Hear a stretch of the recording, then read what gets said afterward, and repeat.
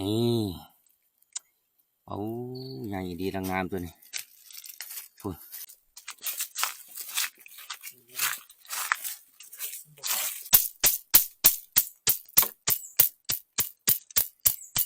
ได้ขุดยำปุ้ย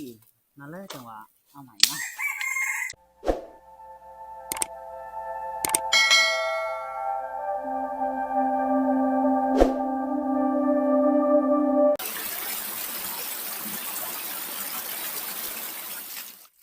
สบายดีทุกคนสบายดีตอนค่ำๆนะเหมือนหลังจากเขามาส่งเบาสัญญาแล้วเขาก็สิไปต้นให้ต้นนั้นต่อเหมือนนี้มันเนี่ยนั่งต้นมังให้ทุกคนนั่งเขาก็พกฮ้อนพกมีนนะสำคัญที่สุดเนาะเขาสินั่งกับเบาๆนะในผ่านกับสินั่งกับเบาๆ2 คนเบาสัญญานั่งคนเดียวเบาๆกระถาอยู่ทุกคนเลยเป็นถาอยู่ทางเพื่อสิย่างหอดนี่ถือว่าสูงเติบเลยต้นมังให้คนนี้พักบนหมูถือกับรักในผ่านทุกคนคือเดือนมืดนี่ฮ้อนมันจะออกแต่เว้นนะทุกคนประมาณทุ่ม 1มันก็ออกเลยฮ้อนเลยเลือดออกมันก็เข่าหู้เนาะเข่าทำมันเลยทุกคนโอ้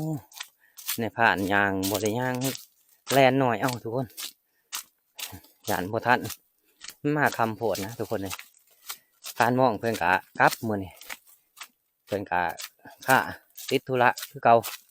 การมองเนาะเพิ่มตอนนี้เขาก็หอดกบให้เป็นที่เรียบร้อยเลยโอ้เมื่อยยางขึ้นผู้ทุกคนเลยหอดก็พอหอดเอาอีดีมือนี่เขาก็จะขึ้นผู้ก่อนมือนี่ตอนนี้ก็ขึ้นหอดถึงเป็นที่เรียบร้อยทุกคนเลยโอ้เพื่อสิเบื่อขึ้นหอดเพื่อสิผู้แล้วเมื่อยบืนต้นไม้ทุกคนรอลุ้นกันทุกคนในค่ำคืนนี้เนาะว่าเขาสิมาอีหยังแหน่เนาะหรือว่าอีหยังแหน่สิเขามานะ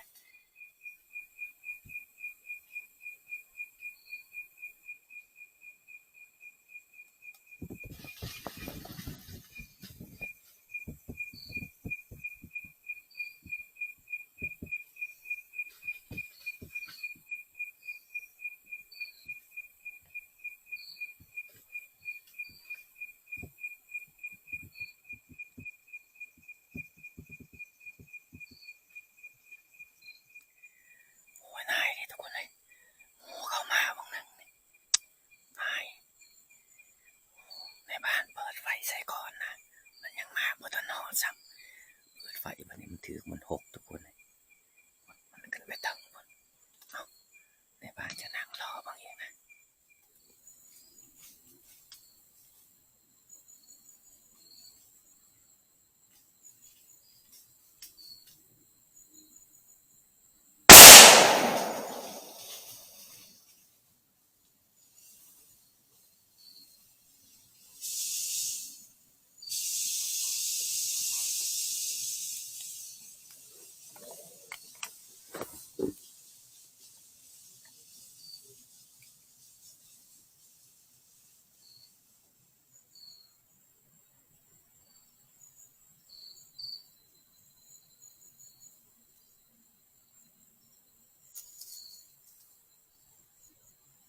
ถือว่าไงถือบ่ถือว่าไงปามอยู่เนี่ยบ่ต้องลงนะ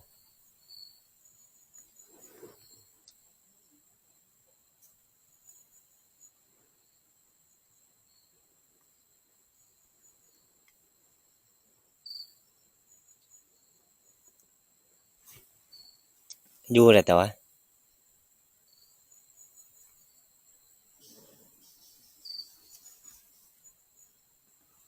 อยู่เลยบ่ฮะอยู่เลยอันนี้ปามอยู่อันนี้ยัดโดดยัดกระบังจะนอนมันมาอีกจะหน่อยมา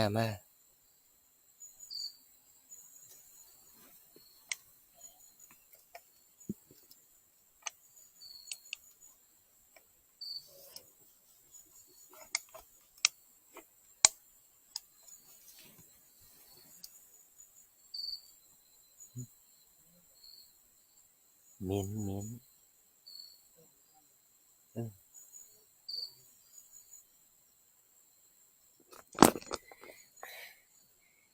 หมานเนี่ยทุกคนหมานเนี่ยในบ้านใหม่เอาเห็ดแล้วเพิ่นทับหมิ่นทุกคนหมิ่นก็คือนังน้ำใหญ่นะทุกคนแต่มันเข้ามา2 ตัวที่ทุกคนเลยเพิ่นทับได้ตัวหนึ่งเนาะมันออกไปแล้วตัวหนึ่งเอาก็รอลุ้นกันต่อไปอีกทุกคน3 แจกนะตัวหมิ่นตัวเฮาหมานเนี่ยเฮาก็สิบ่ได้ลงไปเบิ่งนะทุกคนเพราะว่าเฮาก็สิรอท่าหมู่มันมาอีกเนาะถ้าเฮาไปจับมันนี่หมู่มันจะบ่เข้ามานะตอนนี้ก็เดือนขึ้นสูงนะทุกคนนะในพานก็สิลงก่อนลงกลับเที่ยงนาน้อยเฮาพุ่นแหละสิไปสัวบ่สิย้ายโอ้เดือดแจ้งยุ่งหลายกับยุ่งดึกโปบ่แคนน่ะยุ่งกัดไปลงบ่พาทุกคนไปเบิ่งลังน้ำใหญ่ที่บ้านใหม่เพิ่นทับนะก็คือบ่เปานะทุกคนเลยเบิ่งลังน้ำใหญ่ผ่านใหม่ยิ่งก่อนจักอยู่ระหว่างใดเฮ้ยเหมือนไปแล้วบ่โอ้โหเห็นนะทุกคนตัวบึงใหญ่เลยฮะโอ้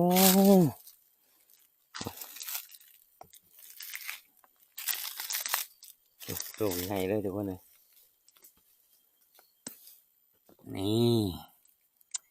โอ้ใหญ่ดีรังงามตัวนี้ฝุ่นโอ้ผ่านใหม่ว่าสิไปมันทั้งสิไปขี่แห่แดงเลยปวดทางฝุ่นตัวใหญ่เติบทุกคน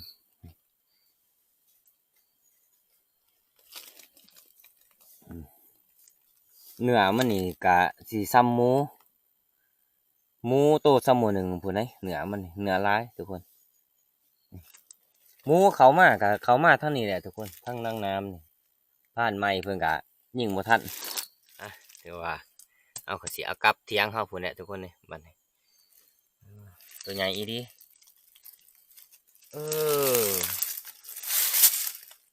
ซ้ำหมูหน่อยเลยซ้ำหมูหนึ่งเลยมาไหลแล้วใหญ่อีดีหมิ่นตัวนี้ไม่เคยเห็นหมิ่นใหญ่จักเถื่อทุกคนนี่ตีนมันตีนนี่ลักษณะแบบตีนยังวะนี่ตีนมันสีแดงเลย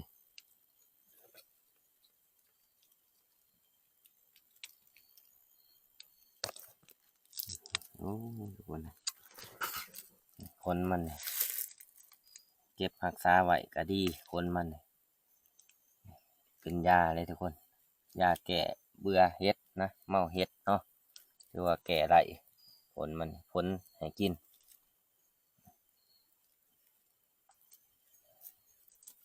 เมาแก่เมาเพราะว่าเนื้อมันก็เมาคือกันเลยบางโตมันก็เมานะเนื้อมันก็คือโพนมันเนี่ยก็ไปบ้องเราทุกคนเลยเป็นยาคือกันมันกิน3,000หากใหม่นะโพนมันไปลงเมื่อเอิดเบาสัญญาเมื่อบัดนี้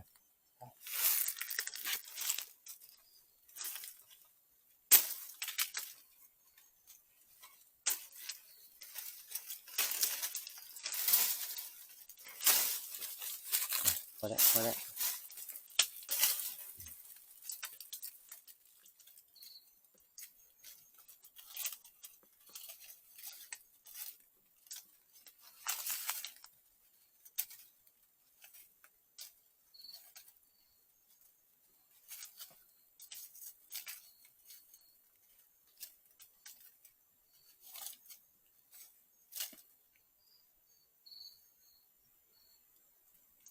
เกี่ยวพาเนี่ยนะมันจะหม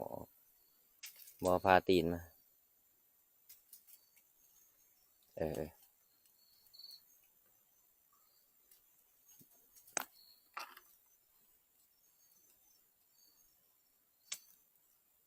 ผ่านใหม่เพิ่นก็บ่ทันเคยเห็นบ่เคยไล่สำนักนี่เพิ่นสิบ่ยิงเอาผู้นี้นี่ นว่าสิบ่ทับพุ่นแหละเพราะว่าแนมลงมานี่ตู้บ่ได้ใหญ่เลยนะครับ น้ำแข็งเนาะแนมลงมาเพราะว่าเฮาอยู่ก็สูง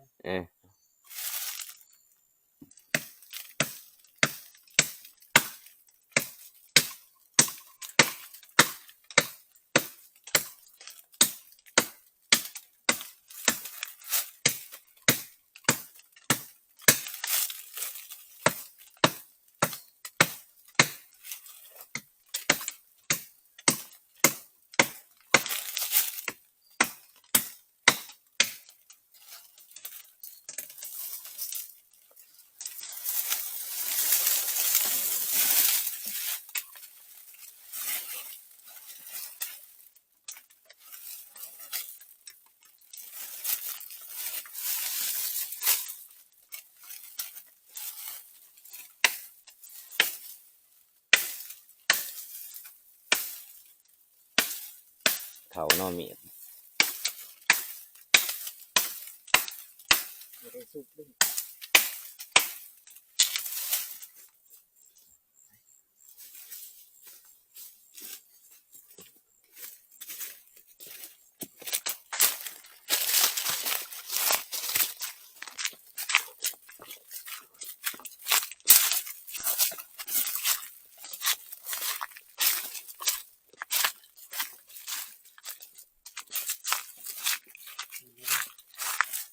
ตอนนี้เขาก็สิไปปลูกเอาปลาสัญญาก่อนเพราะว่าเวลาอันนี้ก็ประมาณเที่ยงคืนนะทุกคนเดือนแจ้งหนึ่งมามันก็บ่เข้านะเนี่ยอันนี้เอาสัญญาเพิ่นว่าให้ไปปลูกเอาอยู่ต้นไห้พุ่นเนี่ยตั้งเขาไปส่งพุ่นทุกคนเลยหอมเบิ่งเพิ่นอยู่เลยบ่สัญญาบ่สัญญาบ่สัญญาก็นอนอยู่เป้พุ่นเอิ้นโตอันเนาะเฮ้เจ้าคือได้บาง มันดิ้นมาต่ำหนาคอย บางมีตำหนา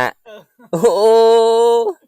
เจ้าก็สร้างมันเนี่ยนี่เนาะ ก็บ่จักเสือเลยบ่จักเสื โอ้ย ปัดลงสิอูเลยแล้วข้อยก็เดี๋ยวไว้ช่างข้อยก็ตื่น บางมีตำหนาเพิ่น เพิ่นบางเพิ่นจับไว้เลย เอ้าเพิ่นก็มานคือกันทุกคนเด้มานบางนะคันบ่ตำบ่บินตำหนาก็คือสิบ่ไหลเนาะ บ่ได้ โอ้ยลำบากแท้เนาะยังบ่ได้ยิงหมูขึ้นสูงปานนี้ สู้อยู่ที่ไร หมูก็ยังได้กินเฉย บ่ ทิ่มยังลงหนึง ฮะ ทิ่มยังลงหนึง เกิบ เกิบ เอาขึ้นมาได้บ่มีตัวได้อันนั้นเลยว่า จะเอาเกิบเพิ่นนำแหะคือบ่โป่งเงามันไว้เงามัน อย่ามันได้ยินเสียง เอามาสัญญาเพิ่นกะกำลังแก้อูทุกคนเลยมาปลูกเอาเพิ่นว่าหมูเถาะเขามาหาเพิ่นที่โตเดียวกับไปหาในพานนั่นแหละในพานผิดพลาดเองนะมื้อนี้เอาเฮ็ดคือบางอยู่นะบินนมคือเจียนี่ บ่ได้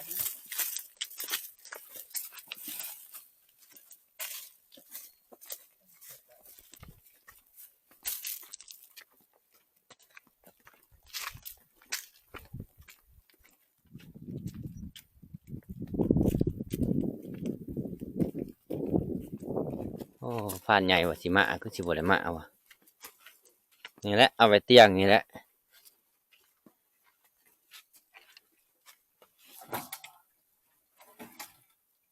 เห็นเฮานี่ก็สิป้าไว้เฮ็ดมื้ออื่นพุ่นแหละทุกคนเลยเนาะ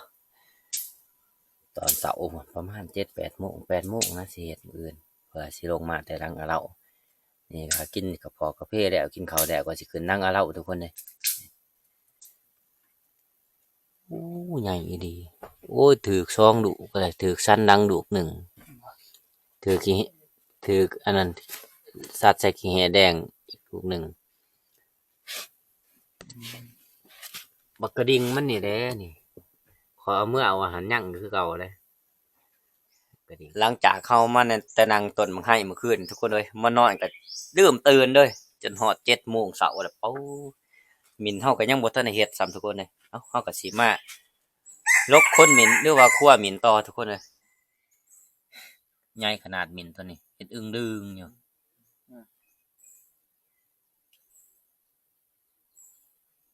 แบบนี้บ่ อันนี้เอาทางนี้ใส่ ได้โอ้ยเศร้าตกอันดีกว่า ให้คนมาสะโอ้เกิดสิลบเบิดเกิดละเสร็จ เปลี่ยนเป็นเขานะ คันว่า ทุกก่อน คำว่า แต่ทุกก่อน คำว่าตัวนี้คำว่าตัวนี้แล่นต่ำค่าจะลบเหมือนเนาะ ว้าวนั่นแล้ว เจ้าก็มาเนี่ยเนาะอยู่ชื่อก็บินมาต่ำหนา บางเขาบ่ แหม่ได้แปลกแห้งเลยหรอก็บ่อยากเสือพุ่นแหล้วเอาตีลองเบิ่งดูในผัด ปวดตูดดีๆนะ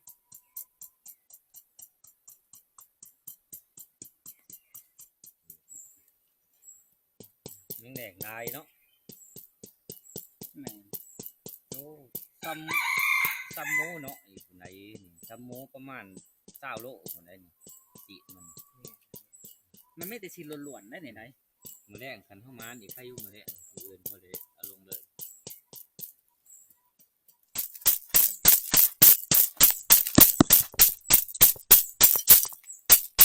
มันก็ออกสบายอยู่ได้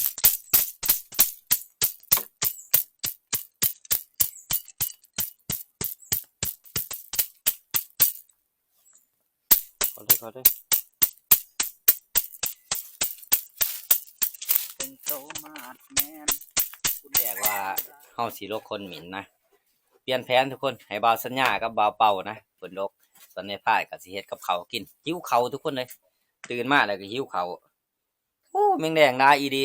อยู่ในตัวหมิ่นทุกคนเลยกับเขาวเฮาก็คือนี่แหละสิอันนั้นสิแกงนกเป่ากินนะนี่นกเป่า2 ตัวว่าให้พานมองเอาเมื่อเบิดมื้อวานนี่เพิ่นบ่เอามื้ออันนะก็คือกินข้าวกินน้ำแล้วในพานก็สิไปหาเลาะยิ่งไม้อีกเนาะบางให้ช่วงนี้หลายทุกคนเลยแต่1ข้าว1น้ำเฮาก็เมื่อเลยกินข้าวกินน้ำเขาไปกินอยู่เครื่องทางมื้อก็ได้แม่นทีมงานเฮาบ่ได้หนึ่งทาหนึ่งมันก็สิบ่เน่าหรอกนี่มันก็อยากมีกลิ่นน่ะทุกคนเลยทานมองเพิ่นบ่ได้หนึ่งว่านนกเป้านี่ลาบนี่แซ่บพานใหญ่เพิ่นก็มาจักเพิ่นไปพักอยู่ไสโทรเมื่อพานมองว่าเพิ่นมาบ้านนี่เอาน้องมานำ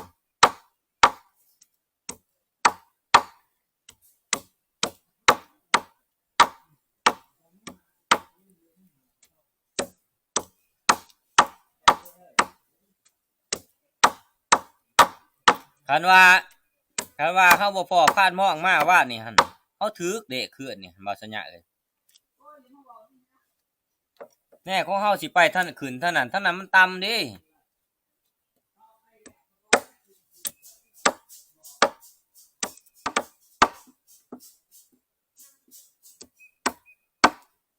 นกอันนี้ย่างมันบ่แห้งดอกทุกคนแบบเห็นช่วงมันนั่นแหละมีแต่น้ำมันหลายนี่คันเฮาปลาไว้ก็เน่ากินบ่ได้เด้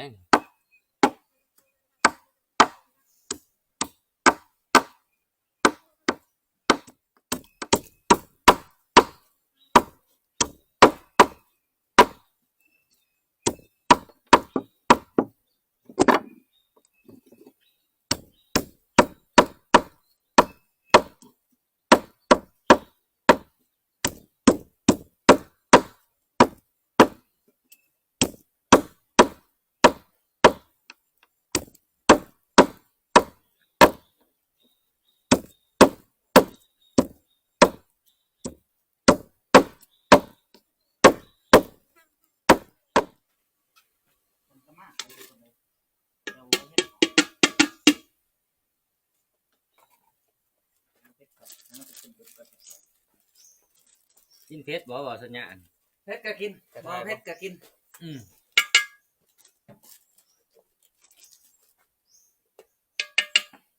อย่าใช้เป็นรั่วลายเด้อ กินเกลือบ่ไหลบ่ ป้ายังนอนเลยเดี๋ยวสิไปได้อยู่บ่วะ อย่างนอนไปนอนก่อน นอนบ่ได้นอนแต่12 โมงจุดแจ้ง แรงจังไป บอกว่าไปนอนอยู่กรงห่างเก็บหนุกให้ข่อย ซื้อรถ ไปนอนอยู่กงให้โลดจะเอาไปไอ้นี่เก็บนกปล่อยไปต่อไก่ ก็คือที่ไกลจะเป็นนั่นเลย ฮะกับเขาวกับน้ำเฮาก็เฮ็ดเป็นทีเรียบร้อยทุกคนเลยเนาะเฮาก็สิไปเผาอันนั้นต่อเผาหมิ่นต่อทุกคนนี่มันลกขนออกแล้วขาวเฮ็ดปานด่านเลยทุกคนเลย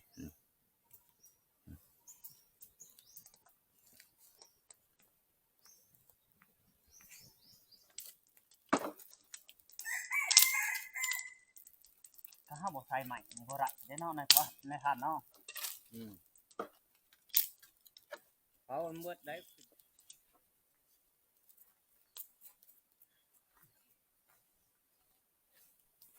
โอ้มันถือร้ายดู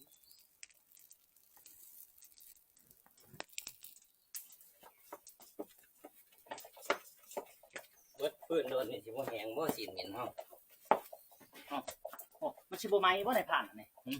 มันชิบโบไม้บ่ประชุมมันนี่ บ่ใหม่ดอกพยันใหม่ยัง ไม้หิงกันแล้ว โอ้ก็ใหม่เบิดฟืนโดนนี่ก็คือสิแหงอยู่หรอกเนื้อเหม็นเฮามื้อนี้ตักกับเขาก่อนเราสัญญาเพิ่นหิวเขาวแห้งนะพักหาเป่าๆเพิ่นยังด่างเหม็นอยู่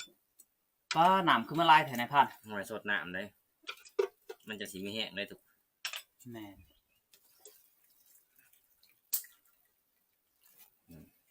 เสียดายแต่พัดน้องเมื่อก่อน อันไหนบักซอคือนี่โอ้ยเฮาเมื่อแต่เช้าพุ่นแหล้วนี่ โอ้แม่นทันละ ต ตอนนี้ก็เผาไว้เรียบร้อยทุกคนเลยนี่มีแต่ว่ากินข้าวกินน้ำแล้วเฮาก็สิมาคั่วต่อนะนี่มาทุกคนกินข้าวเช้านํกัน ตอนนี้ก็เวลาเข้าโมง10โมงเนี่ยทุกคนเลยเนาะกับข้าวเฮาก็คือในพานแกงนกทุกคนแกงนกเป่า2ตัวนะให้พานมองเพิ่นเอาเมื่อเพิ่นก็บ่เอาเมื่อทุกคนเลยก็ได้ในพานก็มาแกงกินเช้านะถ้าเฮาบ่แกงมันก็เน่าเนาะเพราะว่านกเป่านี่มันก็สิไปเปรียบเหมือนเห็นนะเห็นอม ช่วงมันนะทุกคนเฮาย่างนี่มันสิเป็นน้ำมันไปเลยมันก็สิบ่แห้งนะถ้าเฮาปาไว้นานๆมันสิเน่าถ้าเฮานึ่งนี่เฮาสิได้กินเฮิงนกเป่าทุกคน เพราะว่าเฮานึ่งนี่มันสิสุกแล้วมันก็สิน้ำมันก็สิย่อยลงหม้อนะมาเราอยากมายิง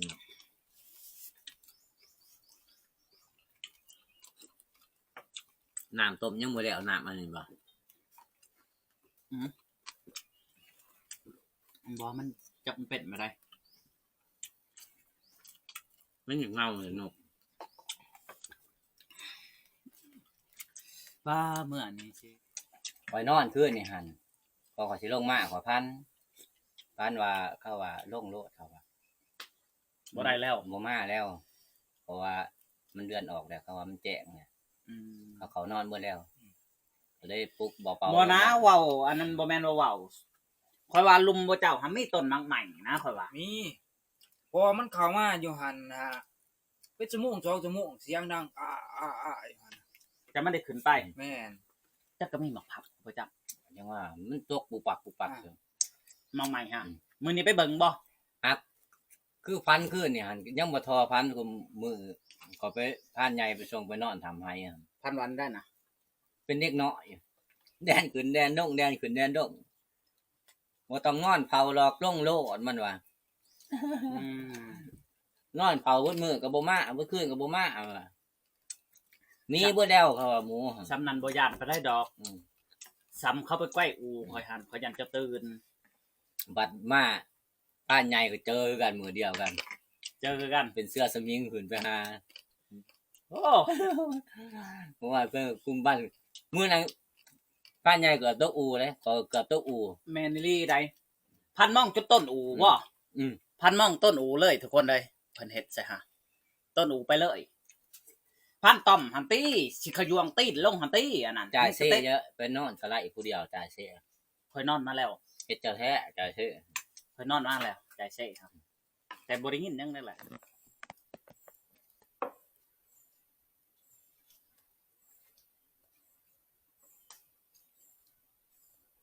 นั่นแหละเฮ็ดเป็นค้าแล้วก็หั่นคือเฮาหั่นปลามันแห้งอยู่หรอก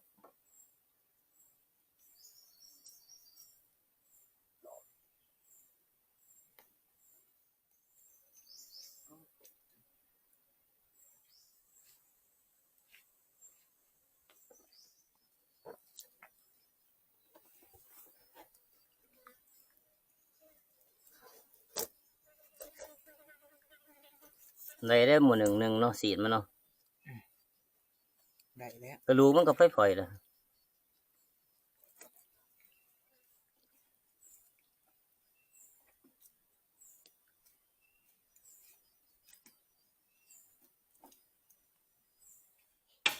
นอนแห้งนอนจนหมดตื่นทุกคนเลยเนาะมาตอนนี้